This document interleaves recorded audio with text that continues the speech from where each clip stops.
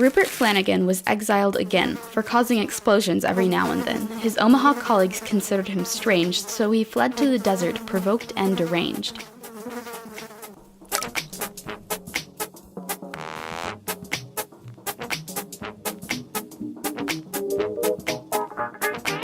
So on desolate land, he began his new job. From scratch, he constructed his thingamabob.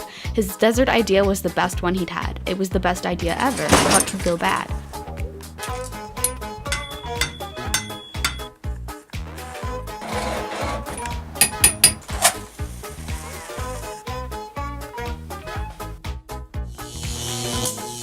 He worked into night, he worked until dawn, fell asleep on the table, woke up with a yawn. Across his cramped home he beheld his creation, at last he'd fulfilled his life's aspiration. Flanagan's eyes proceeded to shine, he was the new, modern-day Dr. Frankenstein.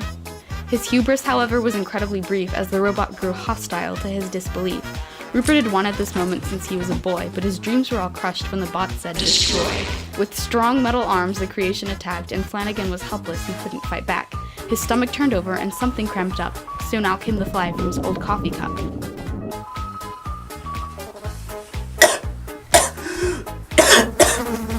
Though Flanagan cowered and did not see, the fly was a hero and fought the large fiend. With red laser vision, the Diptera fought, and against the harsh odds, attacked the robot.